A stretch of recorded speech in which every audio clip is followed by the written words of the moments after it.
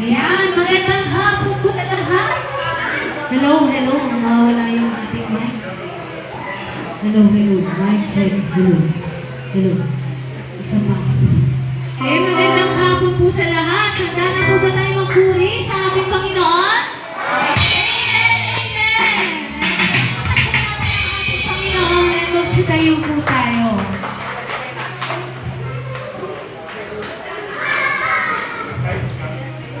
Ayan, sa mga oras na ito, ang tanging iisipin lang natin ang ating Panginoong Jesucristo.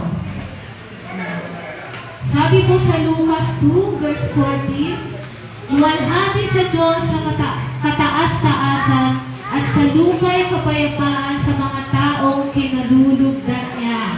Ayan, amen. Purihin natin ang ating Panginoon. Hallelujah!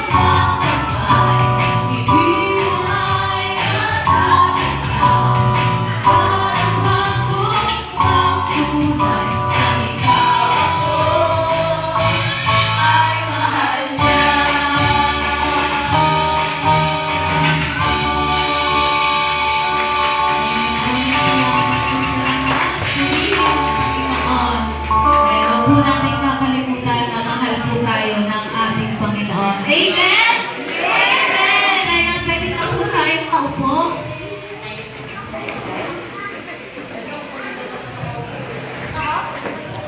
Lumako na po tayo sa ating tithes and offering. Napangkukulaan po ang ating pupuntin sa Teacher Edit. Palakpakan po natin ang ating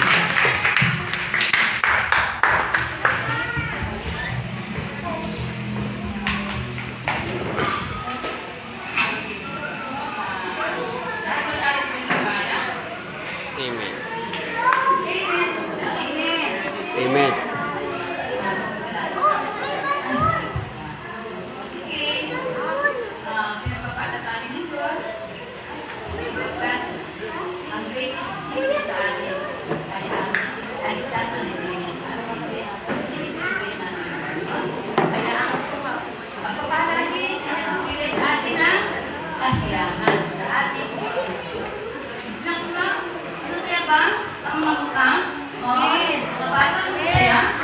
Amen.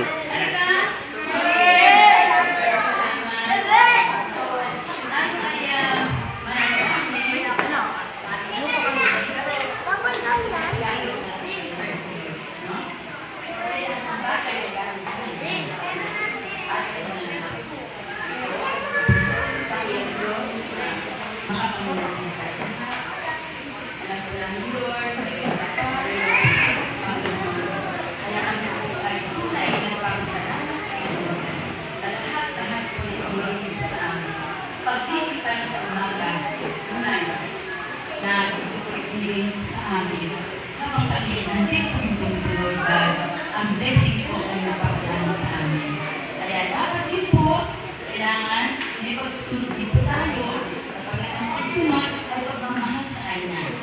Kaya meron tayo nga babasahin sa Malakit 3:10 kung nasaan tumadlan sa atin bilang mga kasano.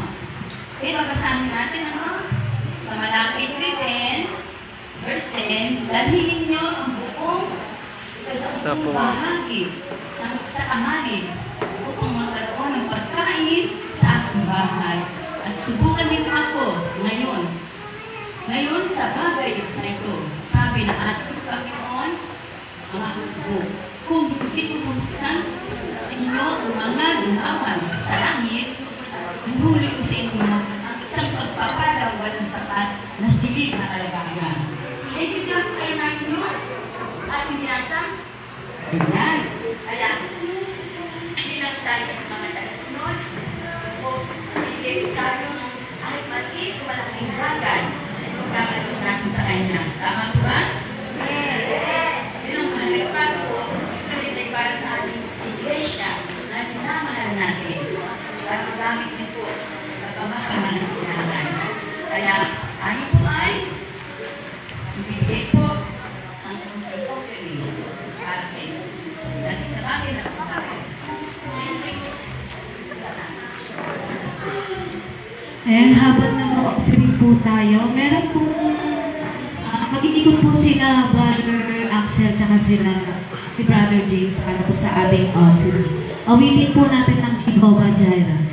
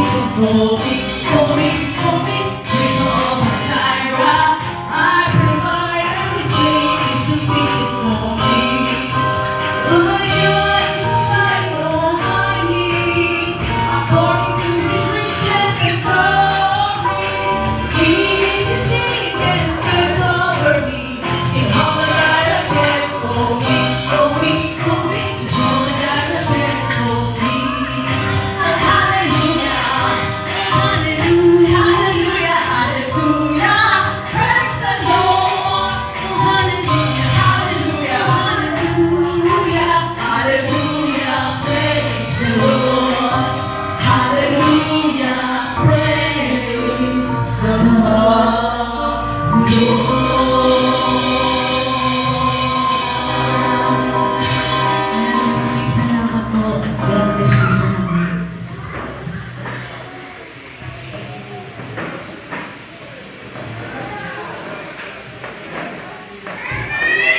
Hello. Pag-next po. Next. Next, please.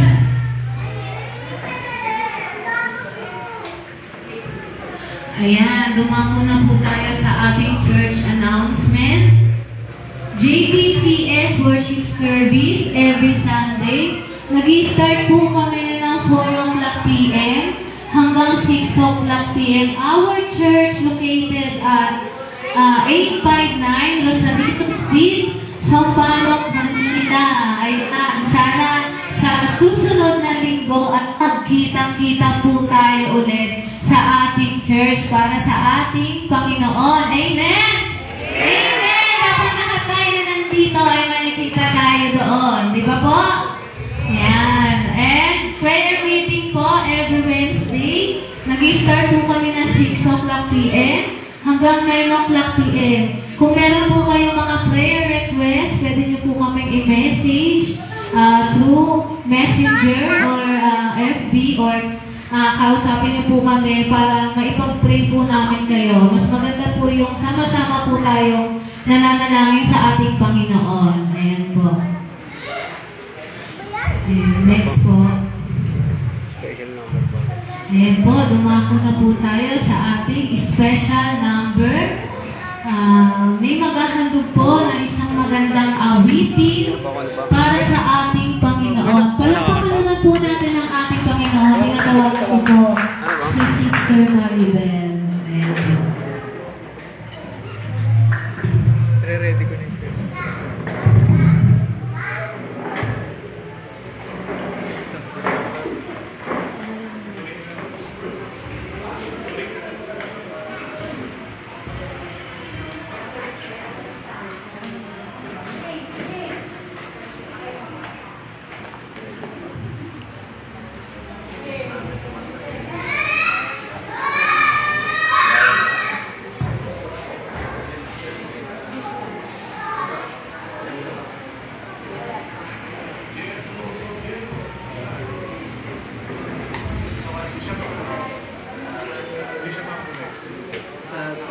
Nakakonect.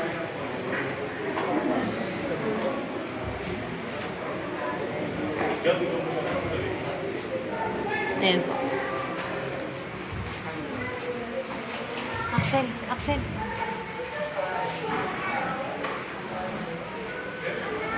Tingnan mo mas.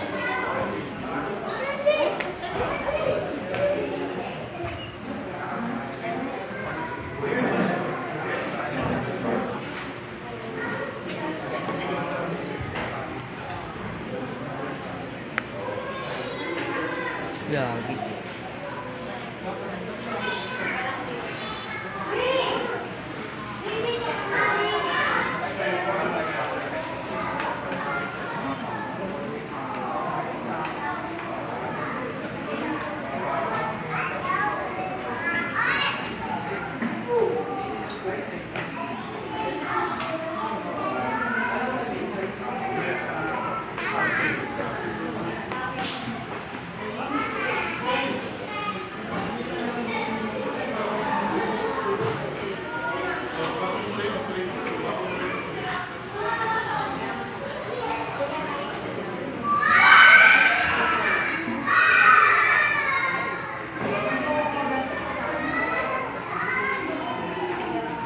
Ma.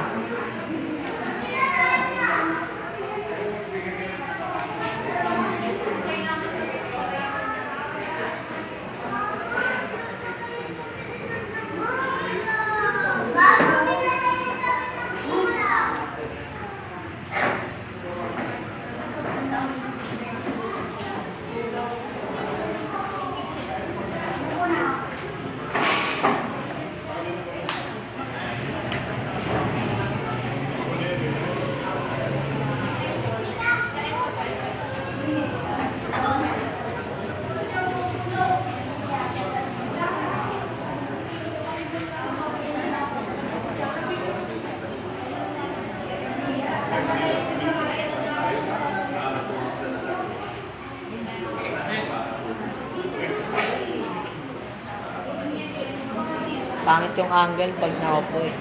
Pag nakatayo.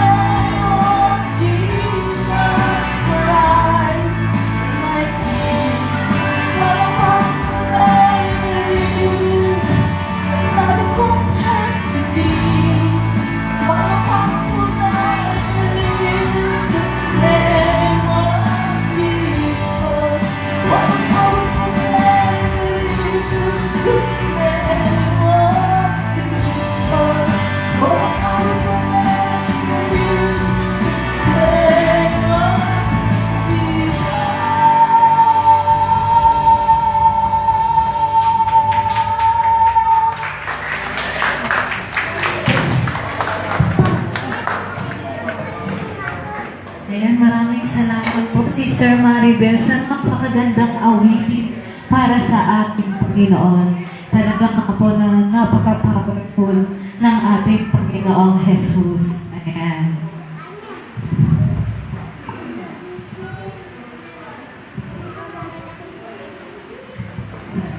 Ayan, may isa pa pong maghahandog ng awitin para sa ating Panginoon.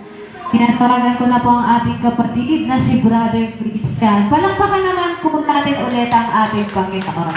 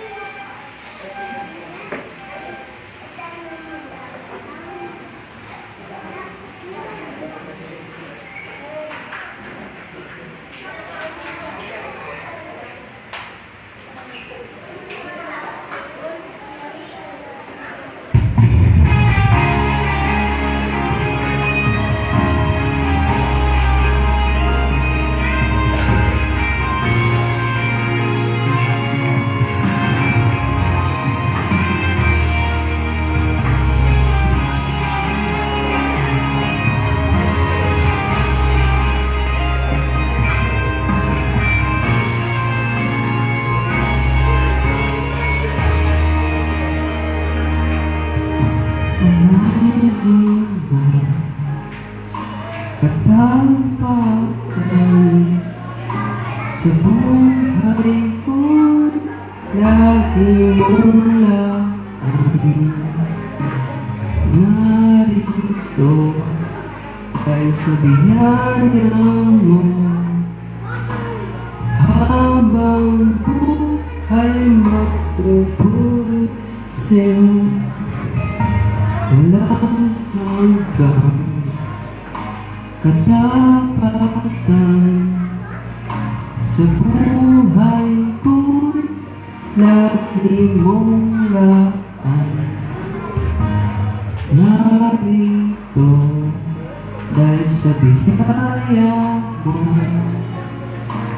habang buhay magpupuri sa'yo, pupurihin ka sa awit, itataas ang aking tinig, itatanghal sa buhay ko, tanging ikaw, O Diyos.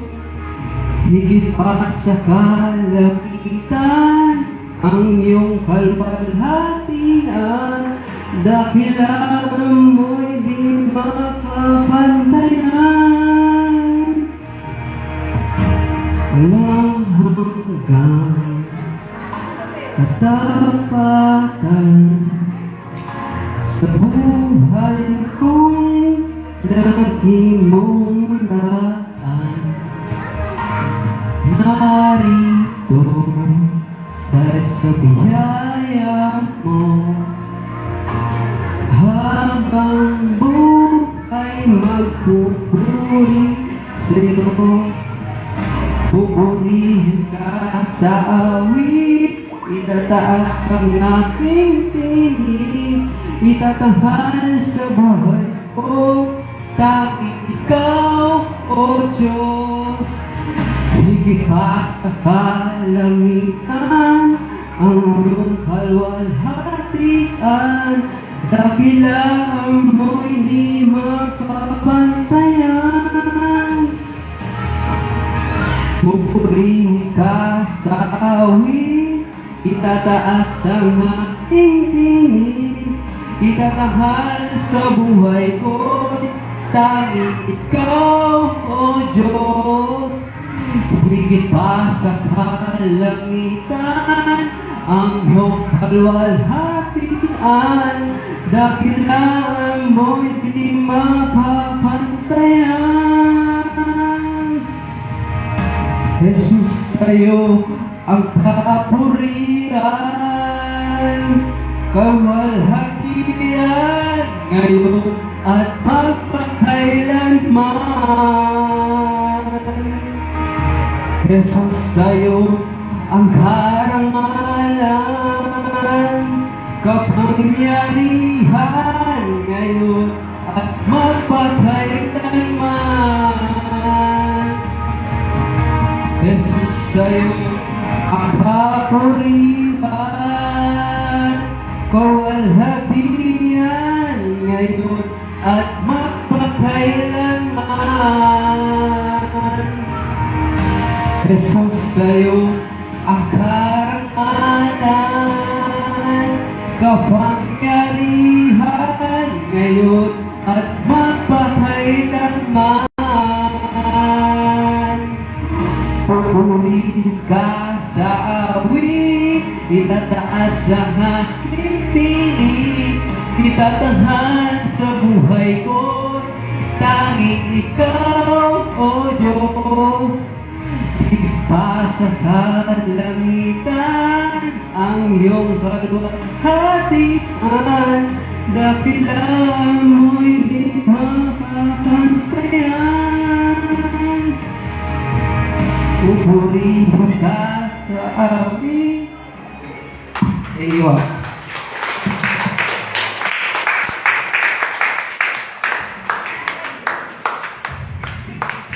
Ayan, maraming salamat ulit, Brother Christian, sa napakagandang awitin para sa ating Panginoon. Ayan. Sana sa susunod yung mga youth naman natin ang mag-i-special number para sa ating Panginoon.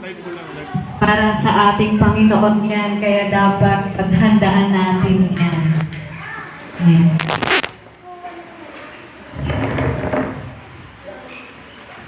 Ayan. Excited na po ba tayo na marinig ang salita ng ating...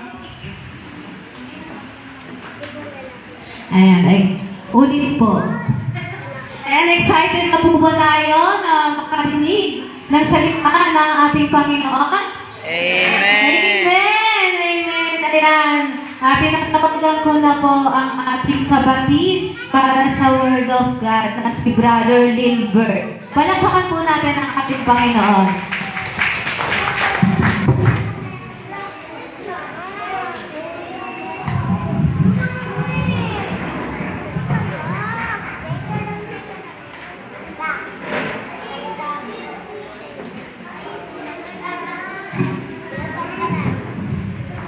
Amen, praise the Lord po.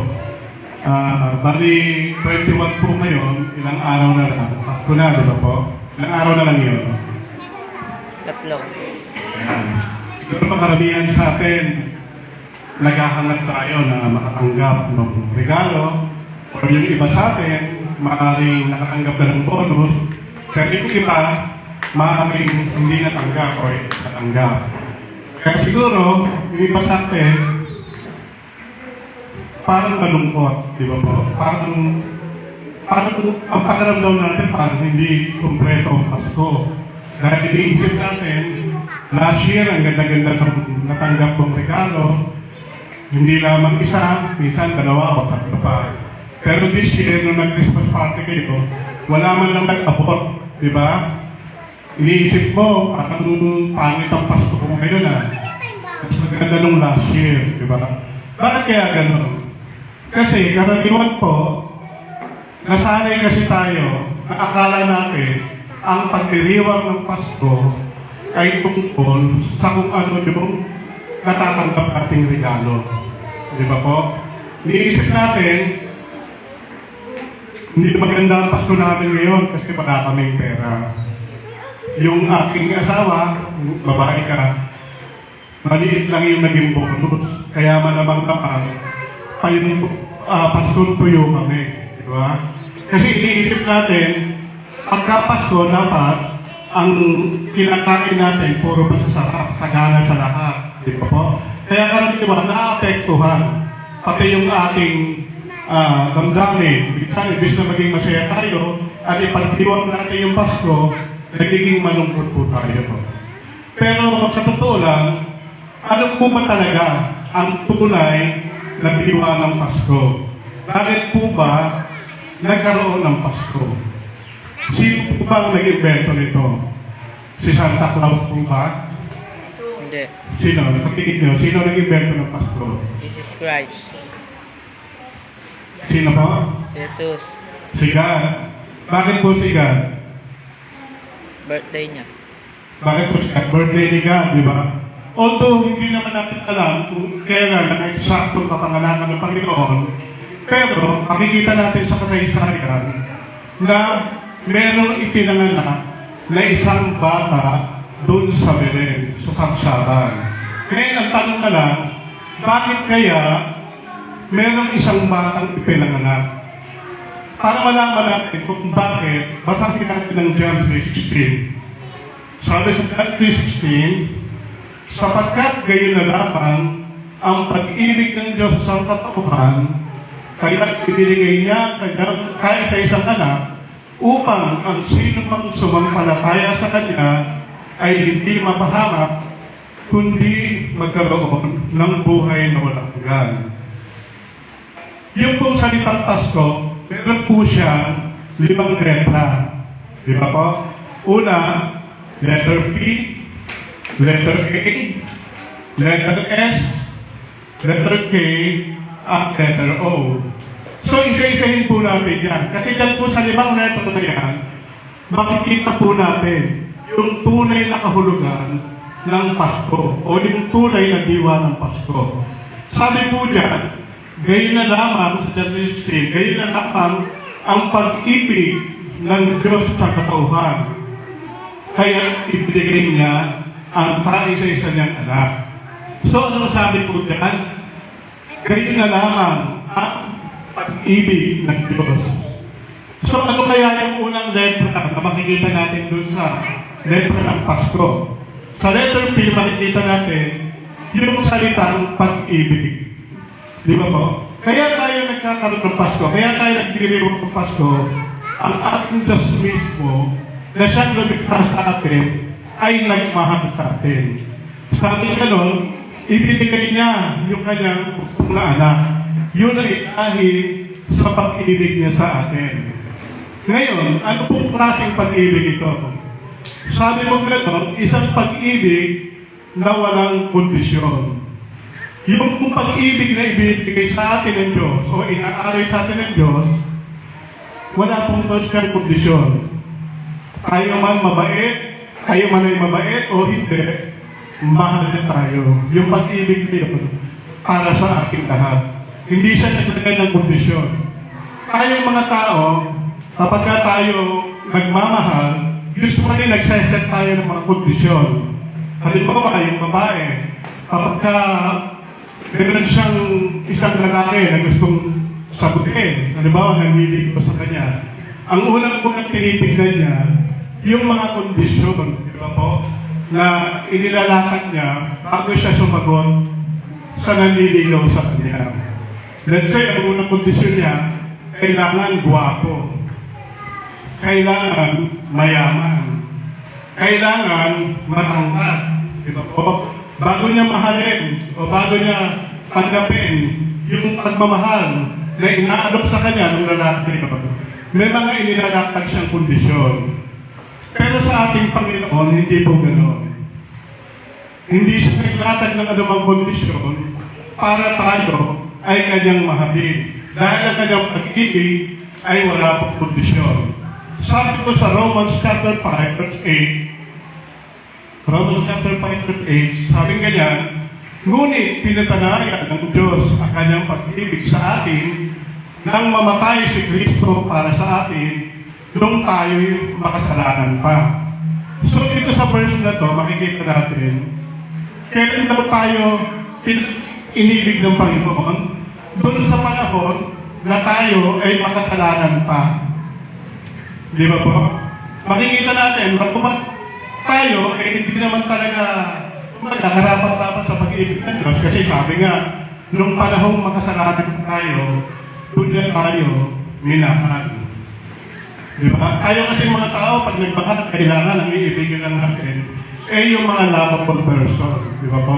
Yung mga taong kaibig-ibig lang sa pamilya natin. Pero ang ating Diyos, hindi ganon. Kahit sabihin natin na minsan meron tayong mga pagkukulang o mga pagkakasala na nagagawa sa harap niya, mahal niya pa rin tayo. Di ba, minsan kapag tayo may mga kasalanan na nagagawa sa Panginoon, usually iniisip natin, malamang ayaw na sa akin ng Diyos. Malamang hindi na ako mahal ng Diyos. Bakit? Kasi iniisip natin, ang pagmamahal ng Diyos ay katulad ng pagmamahal natin. Diba? Kapag nakakagawa tayo ng mali, hindi na tayo mahal ng Diyos. Pero hindi po gano'n. Kasi sabi nga ng Romans 5:8, ang kanyang pag-ibig ay kanyang ipiramdam sa atin nung tayo ay mga makasalanan pa. Kaya nga kung tutuusin, lahat tayo napakapalad natin. Di ba po? Kasi hindi siya pumunta para sa bababae. Hindi siya pumunta para sa mga taong walang kasalanan. Pumunta siya para sa mga taong makasalanan. At yun ay para sa atin. Dahil ang kanyang pag-ibig ay walang kondisyon. Ngayon, ikalawa, sabi nga gano'n, ang kanyang pag-ibig ay walang pinipili. Sabi nga dito, anuman ang iyong kulay o estado sa buhay, mahal ka pa rin ng Diyos. Yan, katulad natin, di ba? Yung mga tao, usually, minamahal natin yung mga pwedeng mapakilaban natin eh. Kapag ang tao, wala nang pakilabang sa atin, di ba? Hindi na natin pinapansin. Para bagang ayaw na nating, kumbaga, ma-identify pa sa Kanya. Di ba po? Pero sa Diyos, hindi ganon.